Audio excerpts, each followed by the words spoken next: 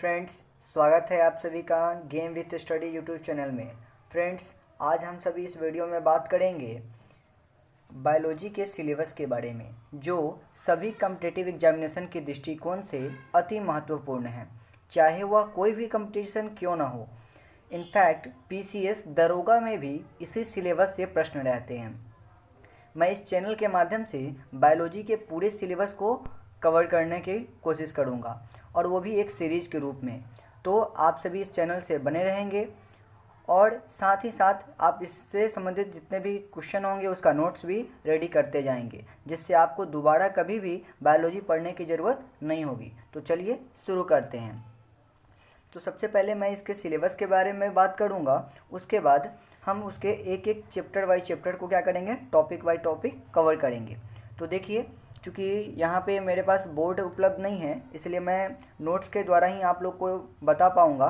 सो थोड़ा प्रॉब्लम्स तो क्रिएट होगा ही, लेकिन सही होगा, कोई दिक्कत नहीं चाहिए। चलिए देखते हैं सिलेबस की ओर। सबसे पहले जो बायोलॉजी है, बायोलॉजी का सिलेबस में हम इसके इंट्रोडक्शन के बारे में जानेंगे। जैसे कि आप देख पा रहे होंगे, ये इंट्रोडक्शन है। इंट्रोडक्शन में हम जानेंगे कि बायोलॉजी शब्द कहाँ से आया, क्यों आया, और किसने सबसे पहले इसकी उत्पत्ति की। जो बायोलॉजी टर्म्स देने वाले थे वो कहाँ से किसने दिया। जो बायोलॉजी होता है वह कौन सा वर्ड है। तो मैं आपको बता दूं कि बायोलॉजी एक ग्रीक वर्ड है, और बायो का मतलब होता है लाइफ, और लोगस का मतलब होता है क्या होता है, स्टडी। तो पूरी तरह इसका मतलब क्या हो गया कि बायोलॉजी का मतलब हो गया बायो मतलब लाइफ, और लोगस मतलब स्टडी। जिसमें लाइफ की स्टडी किया जाता है वही क्या होता है, बायोलॉजी होता है। अर्थात बायोलॉजी का आप डिफिनेशन एक तरह से बोलेंगे तो biology is the branches of science that involves in the study of life. जिसमें किसका अध्ययन किया जाता है, लाइफ का अध्ययन किया जाता है, जीवों का अध्ययन किया जाता है, वही क्या होता है, बायोलॉजी होता है। फिर उसके बारे में इसमें जानेंगे इंट्रोडक्शन में कि बायोलॉजी टर्म्स देने वाले कौन थे। जैसा कि मैं आपको बता देता हूँ, लेमार्क, ट्रेविटानस जो थे, उन्होंने बायोलॉजी टर्म्स को दिया था। जीव विज्ञान के पिता किसे कहा जाता है, तो अरस्तु को कहा जाता है। जंतु विज्ञान के पिता किसे कहा जाता है, अरस्तु को कहा जाता है ना। इस प्रकार जीवाणु विज्ञान के पिता ल्यूवेनहॉक को कहा जाता है। तो इससे संबंधित सारे बात को हम जो इम्पोर्टेंट साइंटिस्ट है जिन्होंने डिस्कवर किया है उसके बारे में, इसके ब्रांचेज के बारे में, जो बायोलॉजी के बहुत सारे ब्रांचेज हैं उसके बारे में हम लोग क्या करेंगे, इसमें डिस्कस करेंगे। नेक्स्ट है बायोटेक्नोलॉजी। नेक्स्ट क्या है, बायोटेक्नोलॉजी। इसमें हम लोग बात करेंगे बायोटेक्नोलॉजी में वैक्सीन के बारे में, जो अभी हाल फिलहाल में कोरोना आया है ना, एंटीबायोटिक्स के बारे में कि उसका वैक्सीन क्या होना चाहिए, एंटीबायोटिक के बारे में पढ़ेंगे। जो बायोगैस होता है उस सभी के बारे में पढ़ेंगे। तो इस सभी के बारे में, जैव से जितने भी जीवों से संबंधित बात हैं, उनसे संबंधित जो खाद्य पदार्थ निकलता है उस सभी के बारे में हम किस में बात करेंगे, दूसरा जो चैप्टर है जैव प्रौद्योगिकी में पढ़ेंगे। नेक्स्ट हमारा तीसरा जो है वो है डाइजेस्टिव सिस्टम, पाचन तंत्र। डाइजेस्टिव सिस्टम में हम लोग क्या बात करेंगे, आप लोग पहले भी इस सभी चीज़ों को पढ़ चुके होंगे, 10th क्लास तक सभी सिलेबस कवर्ड हो जाता है। लेकिन हम इसमें वैसे ही सिलेबस को पढ़ेंगे जो पॉइंट ऑफ एग्जामिनेशन के हैं, एग्जामिनेशन के व्यू से ही हैं, और उस सारे एग्जामिनेशन में और यहीं से क्वेश्चन पूछे जाते हैं। चाहे कितना भी घुमा क्यों ना दिया जाए, लेकिन क्वेश्चन रहते यहीं से है। और पूरे कंसेप्ट से मैं बताऊंगा आपको, एक एक कंटेंट जो बहुत काफ़ी बेहतर तैयार किया गया है वो आपके पास पहुंचाया जाएगा। तो नेक्स्ट है सर्कुलेटरी सिस्टम। सर्कुलेटरी सिस्टम जो परिसंचरण तंत्र है, इसमें हम लोग क्या पढ़ेंगे, जो ब्लड होता है, हार्ट होता है, इस सभी का जो परिसंचरण होता है, आरबीसी, डब्ल्यूबीसी, इस सभी के बारे में हम किस में पढ़ेंगे, चौथा जो चैप्टर है सर्कुलेटरी सिस्टम में पढ़ेंगे। नेक्स्ट है पांचवा जो चैप्टर है आपका रिस्पायरेटरी सिस्टम। तो रिस्पायरेटरी सिस्टम में जो श्वसन तंत्र है, रिस्पायरेटरी सिस्टम, इसमें हम क्या करेंगे, इसमें श्वसन तंत्र से संबंधित सारे चीज़ों को पढ़ेंगे ना।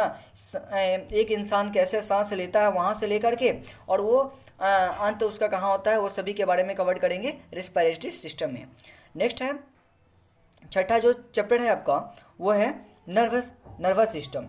नर्वस सिस्टम जो तंत्रिका तंत्र है, इसमें हम माइंड के बारे में, ब्रेन के बारे में, और उसके कितने प्रकार होते हैं उस सभी के बारे में पूरे सिलेबस को कवर करेंगे कि उसमें कौन कौन से नर्व काम करता है, कौन सा नस कहाँ जाता है और किसकी वजह से हमें सूचना प्रदान मिलती है, उसमें कितने नसें होती हैं, इस सभी के बारे में हम किस में पढ़ेंगे, नर्वस सिस्टम में पढ़ेंगे, तंत्रिका तंत्र में। सातवां चैप्टर है एक्सक्रीटरी सिस्टम। एक्सक्रीटरी सिस्टम में जो उत्सर्जन तंत्र है, इसमें जो मानव कोई भी पदार्थ को उत्सर्जित करता है, पाचन के बाद क्या होता है, उत्सर्जन होता है। तो उत्सर्जन में कौन कौन से पदार्थ उत्सर्जित होते हैं, कौन से पदार्थ विषैले होते हैं, कौन से क्या होते हैं, उसके बारे में पढ़ेंगे। कहाँ से उत्सर्जन होता है, कौन सा उत्सर्जन जो भाग है वो किस जीव में कहाँ पाया जाता है, इस सभी जीव के बारे में हम क्या पढ़ेंगे, उत्सर्जन तंत्र में पढ़ेंगे कि किस जीव के मूत्राशय में कौन सा यूरिन पाया जाता है कि क्या पाया जाता है, उस सभी के बारे में हम एक्सक्रीटरी सिस्टम में ही पढ़ेंगे। नेक्स्ट है हमारा स्केलेटन सिस्टम। स्केलेटन सिस्टम में हम लोग पढ़ेंगे जो कंकाल प्रणाली या कंकाल तंत्र, इसका जो हिंदी नाम है स्केलेटन सिस्टम। यहाँ पे ई छूट गया है, एल के बाद SKELETON होगा, स्केलेटन सिस्टम। स्केलेटन सिस्टम कंकाल प्रणाली में हम लोग हड्डी से संबंधित जितने भी बॉडी का जो हमारा स्ट्रक्चर तैयार किया गया है उसमें पढ़ेंगे। हम लोग सभी बॉडी के बारे में पढ़ेंगे। जो फीमर जांघ की हड्डी है उसके बारे में पढ़ेंगे, गर्दन में जो 7 हड्डियाँ होती है उसके बारे में पढ़ेंगे, हाथ में जो उंगलियों में जो उंगलियों से लेकर के हाथ में, उसके बाद बाजू में, पैर में जो होता है, उसके बाद क्या बोलते हैं बैकबोन में जितने भी सारी हड्डियाँ हैं उन सभी खोपड़ी में, इस सभी हड्डियों के कंकाल प्रणाली के बारे में हम अध्ययन करेंगे स्केलेटन सिस्टम में। बहुत ही इंटरेस्टिंग चैप्टर है, जब आप पढ़ेंगे तो काफ़ी अच्छा लगेगा आपको, और इससे बहुत सारे प्रश्न पूछे भी जाते हैं। नेक्स्ट है रिप्रोडक्टिव सिस्टम। रिप्रोडक्टिव सिस्टम प्रजनन प्रणाली के बारे में हम लोग पढ़ेंगे। ये भी काफ़ी इंटरेस्टिंग चैप्टर है और काफ़ी इंपॉर्टेंट भी है। रिप्रोडक्टिव चैप्टर है प्रजनन प्रणाली। इसमें हम क्या करेंगे, प्रजनन से संबंधित जितने भी होते हैं, एक जीव दूसरे जीव को कैसे क्या करता है, उसमें जनन होती है, किस प्रकार मादा में क्या है पाया जाता है, XX क्रोमोजोम, नर में क्या XY क्रोमोजोम पाया जाता है, इस सभी क्या किस में पढ़ेंगे, रिप्रोडक्टिव सिस्टम में पढ़ेंगे, प्रजनन प्रणाली में। नेक्स्ट है साइटोलॉजी। साइटोलॉजी विज्ञान जो कोशिका विज्ञान है उसके बारे में, कोशिका से संबंधित जो उसके भाग होते हैं, कौन कौन से भाग होते हैं, किस भाग में क्या पाया जाता है, माइटोकॉन्ड्रिया से लेकर के हर चीज़ के बारे में, क्या कोशिका से संबंधित जितने भी चीज़ हैं उस सभी को हम साइटोलॉजी में ही पढ़ेंगे, इसलिए इसे हम कोशिका विज्ञान भी बोलते हैं। तो ये 10वां चैप्टर है, 10 चैप्टर। नेक्स्ट है 11 चैप्टर जेनेटिक्स। जेनेटिक्स में अनुवांशिकी के बारे में पढ़ेंगे। अनुवांशिकी के बारे में हम जानते हैं DNA RNA वगैरह सब जो होगा ये हम किसमें कवर करेंगे, आपको चैप्टर 11 में अनुवांशिकी में कवर करेंगे। और इवोल्यूशन जो चैप्टर है ये उद्विकास, ये काफ़ी इंटरेस्टिंग चैप्टर है और इससे हर एक जो एग्ज़ाम बोला जाता है उसमें एक न एक, जिसमें बायोलॉजी से क्वेश्चन संबंधित है क्वेश्चन, उसमें एक न एक क्वेश्चन या डायरेक्टली या इनडायरेक्टली क्वेश्चन तो रहता ही है इवोल्यूशन से। इसमें हम पढ़ेंगे कि ब्रह्मांड की उत्पत्ति कब हुई, पृथ्वी की उत्पत्ति, सूर्य की उत्पत्ति, जीवन की उत्पत्ति कब हुई, कैसे जीवन की उत्पत्ति हुई, कौन से जीव पहले जो पैदा लिए, क्या पहले सभी पृथ्वी थी, सूर्य पहले से ही था या फिर वो गैसों का आवरण था, धीरे धीरे बढ़ा, सूर्य में जो ऊर्जा निहित होती है वो किसके द्वारा होती है। उसके बाद हम जानेंगे कि कैसे मानव की जो पीढ़ी है वो कहाँ से चलते चलते कितने अरबों के बाद क्या हुआ, मानव तक हम पहुँचे हैं। इस सभी के विकास जो हमारा हुआ है, पहले सिंपल था जो अभी क्या हो गया, कॉम्प्लेक्स हो गया है, वो उसके बारे में हम पढ़ेंगे इवोल्यूशन में। नेक्स्ट हमारा 13वां जो चैप्टर है क्लासिफिकेशन ऑफ ऑर्गेनिज्म, जीवों का वर्गीकरण। इसमें हम क्या पढ़ेंगे, जो 13वां चैप्टर है क्लासिफिकेशन ऑफ ऑर्गेनिज्म, जीवों का जो वर्गीकरण किया गया है, जो 2 किंगडम है, 5 किंगडम है, उसके बारे में हम लोग पढ़ेंगे कि 2 किंगडम में कैसे डिवाइड किया गया है, 5 किंगडम में जो कैसे डिवाइड किया गया है, फंगी हो गया, ये सब के बारे में सभी इसी में पढ़ेंगे। उसके बाद नेक्स्ट जो चैप्टर है चैप्टर नंबर 14 इकोलॉजी, पारिस्थितिकी। इकोलॉजी में हम पढ़ेंगे इसे परिस्थितिकी से संबंधित सभी विषयों के बारे में। नेक्स्ट चैप्टर है हमारा जो ह्यूमन डिजीज है, ये मानव जो रोग है, इसमें मानव जनित जो इतने भी रोग होते हैं उन सभी के बारे में पढ़ेंगे ना। पढ़ेंगे कौन ऐसा रोग है जिसकी वजह से हमारे देश में प्रति वर्ष क्या होता है 5 लाख लोग मर जाते हैं। इन सभी के बारे में जो काफ़ी BPSC में बहुत सारे प्रश्न भी पूछे गए हैं इससे, ग्रुप डी में, RRB में, SSC में, जहाँ भी बायोलॉजी से संबंधित क्वेश्चन है इससे तो एक प्रश्न फिक्स ही रहता है ह्यूमन डिजीज से। आप देखते भी होंगे और जब सिलेबस आप पढ़े होंगे तो आपको पता भी होगा कि मानव रोग से क्वेश्चन रहता ही है। नेक्स्ट है मिसलेनियस। मिसलेनियस में हम उस सभी चीज़ों को कवर करेंगे जो हमें सारी सिलेबस से छूट जाता है, जिससे विविध प्रश्नावली में उस सभी चीज़ों को कवर कर लिया जाएगा। एक और चैप्टर जो है वो है इन्वायरमेंटल इन्वायरमेंट पोल्यूशन, पर्यावरण प्रदूषण से। आजकल ये नया चैप्टर जुड़ गया है पर्यावरण प्रदूषण, जो काफ़ी इंपॉर्टेंट हो गया है और इस करंट से रिलेटेड जोड़कर इसमें काफ़ी प्रश्न पूछे भी जाते हैं। तो ये भी काफ़ी इंपॉर्टेंट चैप्टर हो गया है, चैप्टर 17 इन्वायरमेंट पोल्यूशन, जो पर्यावरण प्रदूषण है। और एक चैप्टर और बच गया इसमें, जिसको आप ऐड कर लेंगे, 18 जो चैप्टर है वो है प्लांट किंगडम। प्लांट किंगडम, मैं इस पर ठीक से नहीं लिख पा रहा हूँ, आप लोग सुनकर इसे नोट डाउन कर लेंगे। जो प्लांट किंगडम है वो क्या है, प्लांट एक चैप्टर है, तो इससे संबंधित भी हम जितने भी चीज़ होंगे ना प्लांट के बारे में, जितने भी उसके कौन से सेल हैं, कौन से कोशिका हैं, कौन से टिश्यू हैं उसमें पाए जाते हैं, किसकी वजह से वो कोमल है, किसकी वजह से कठोर है, जाइलम के बारे में, फ्लोएम के बारे में, पत्तियों में कैसे भोजन बनता है, प्रकाश फोटोसिंथेसिस के बारे में कौन सा क्लोरोफिल में कौन सा वर्णक पाया जाता है, Mg की उपस्थिति होती है कि नहीं होती है, इस सभी चीज़ों के बारे में हम क्या पढ़ेंगे, प्लांट किंगडम के बारे में हम प्लांट किंगडम में ही पढ़ेंगे। ये था इसका सिलेबस। आई होप कि आपको सिलेबस सभी को पता हो गया होगा कि इसका सिलेबस क्या है। नेक्स्ट अब आगे देखते हैं, थोड़ा इसके इंट्रोडक्शन के बारे में हम लोग जान लेते हैं, थोड़ा पढ़ भी लेते हैं। सबसे पहले इंट्रोडक्शन में है कि बायोलॉजी, ये बायोलॉजी जो है, ये बायोलॉजी टर्म्स देने वाले को तो बाद में पढ़ेंगे, जो लैमार्क और ट्रेविरानस थे। सबसे पहले पढ़ते हैं बायोलॉजी। बायोलॉजी कहाँ से आया है, यह एक ग्रीक वर्ड है, जो कहाँ से निकला है, ग्रीक से निकला है। और बायोज का मतलब होता है लाइफ, बायोज का मतलब होता है आप लाइफ, जैसा कि आप देख भी पा रहे होंगे, बायोज का मतलब होता है लाइफ और लोगस का मतलब होता है स्टडी, और दोनों को जब मिला दिया जाता है तो बनता है बायोलॉजी, और इसका मीनिंग हो जाता है स्टडी ऑफ लाइफ, जिसमें हम क्या करते हैं, जीवन के जीवों के बारे में अध्ययन करते हैं, सजीवों के बारे में अध्ययन करते हैं, वही बायोलॉजी होता है। आप सभी जानते होंगे जो साइंस है उसको 2 टाइप्स में डिवाइड किया जाता है, एक होता है फिजिकल साइंस और एक होता है बायोलॉजिकल साइंस। फिजिकल साइंस को 2 टाइप्स में डिवाइड किया जाता है, फिजिकल जो साइंस होता है उसको 2 टाइप्स में डिवाइड किया गया है। फिजिकल साइंस को 2 टाइप्स में डिवाइड किया गया है। जो फिजिकल साइंस है हमारा वो 2 टाइप्स में डिवाइड किया गया है। पहला है फिजिक्स और दूसरा है केमिस्ट्री।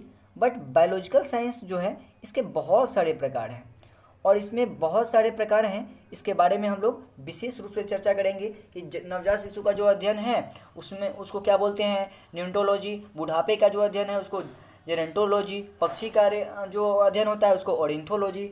अंडों का अध्ययन ओलॉजी। घोंसले का अध्ययन न्यूरोलॉजी। मतलब इससे जो हड्डियों का जिसमें अध्ययन किया जाएगा उसको ऑस्टियोलॉजी।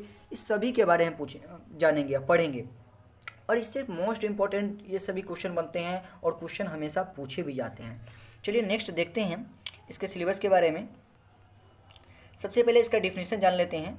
बायोलॉजी का जो डिफिनीशन है, शॉर्टकट डिफिनीशन है, आपको पता भी होगा कि biology is the branches of science that involves in the study of life. इसमें क्या इन्वॉल्व्स है, स्टडी ऑफ लाइफ, मतलब जीवन के जो जीव की जो अध्ययन होता है, एक सजीव का जो अध्ययन है वही बायोलॉजी है। वही क्या है, बायोलॉजी है। ये एक साइंस का पार्ट है, अभी भी मैंने बताया, और इसमें हम क्या करते हैं, अपने जीवन के अध्ययन को बारे में जानते हैं। फिर उसके बाद हम आगे चलते हैं, डिस्कस करते हैं इम्पोर्टेंस जो डिस्कवर्ड है, साइंटिस्ट हैं जिन्होंने कुछ टर्म्स को जो है उसको क्या किया है, डिस्कवर्ड किया है, उस सभी के बारे में हम लोग जान लेते हैं। काफ़ी फेमस साइंटिस्ट है बायोलॉजी में, और इस सभी के बारे में जानना बहुत ही ज़रूरी है। इससे सभी से संबंधित एक एक जो लाइन यहाँ पे लिखा गया है उस सभी से संबंधित प्रश्न पूछे जाते हैं। कोई भी फेक लाइन नहीं है और काफ़ी वेस्ट कंटेंट है। आप चाहें तो इसका नोट रेडी कर सकते हैं, जो आपके लिए काफ़ी हेल्पफुल भी होगा, और आप इसकी मदद से बायोलॉजी से संबंधित जितने भी प्रश्न किसी भी एग्जामिनेशन में पूछे जाते हैं उससे सॉल्व कर पाएंगे। चलिए बिना टाइम गवाए हुए हम आगे पढ़ते हैं। बायोलॉजी जो टर्म्स देने वाले हैं, जो बायोलॉजी जिन्होंने टर्म्स दिया, बायोलॉजी जो एक क्या है, टर्म्स है, इस टर्म्स को जो देने वाले हैं वो 2 साइंटिस्ट थे। पहला था लैमार्क, दूसरा था ट्रेविरानस। पहला लैमार्क था और दूसरा ट्रेविरानस था। जो लैमार्क है जो लैमार्क हैं इन्हें ये बहुत बड़े साइंटिस्ट थे। ये क्या हैं, बहुत बड़े साइंटिस्ट है बायोलॉजी में, और इन्हें उद्विकास का जनक तो नहीं मान कर सकते हैं, लेकिन सबसे पहले उसकी जो इवोल्यूशन की खोज है लैमार्क ने ही किया था। नेक्स्ट है, आगे देखते हैं, आगे है जीव विज्ञान के जो पिता हैं, जो बायोलॉजी के फादर कहलाते हैं, वो अरस्तु कहलाते हैं। कौन कहलाते हैं? अरस्तु कहलाते हैं। बहुत सारे एग्जाम में पूछा जाता है who is the father of biology, तो अरस्तु होंगे।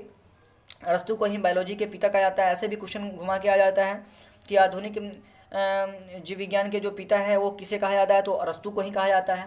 नेक्स्ट है अगला जो है वो आपका लाइन है जंतु विज्ञान के पिता। तो जंतु विज्ञान के पिता किसे कहा जाता है, तो जंतु विज्ञान के जो पिता हैं ये भी अरस्तु को ही कहा जाता है। तो आप कंफ्यूज नहीं होंगे, जो जीव विज्ञान है इसके भी पिता क्या हैं? अरस्तु ही हैं, और जो जंतु विज्ञान है इसके भी पिता कौन है? अरस्तु ही हैं। नेक्स्ट टॉपिक है वनस्पति विज्ञान के पिता किसे कहा जाता है।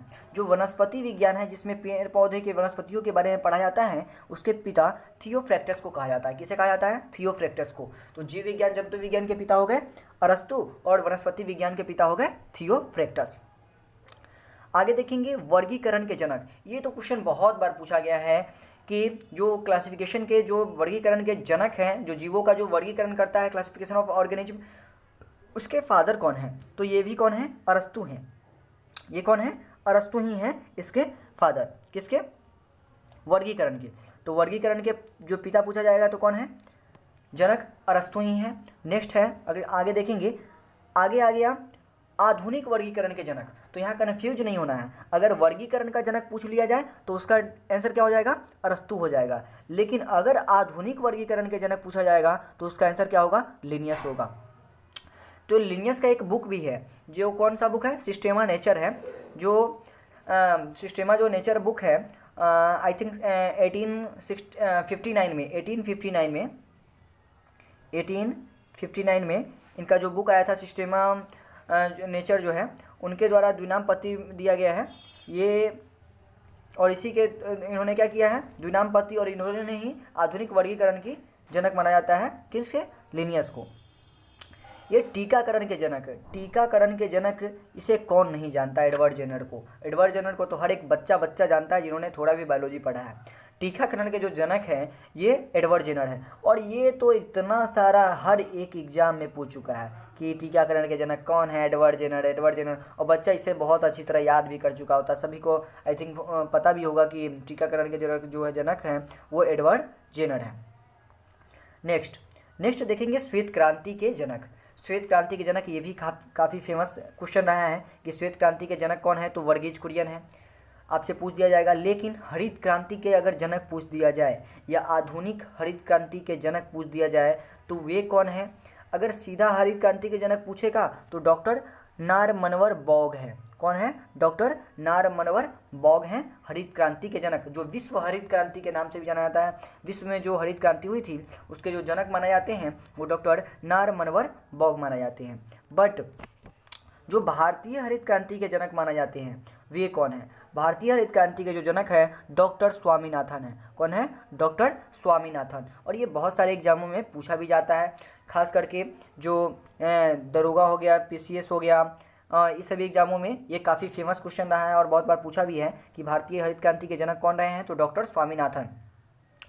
हाल फिलहाल के यूपी के किसी एग्जाम में ये पूछा था कि डॉक्टर स्वामीनाथन जो हैं वो भारतीय हरित क्रांति के जनक कौन है? तो डॉक्टर स्वामीनाथन है।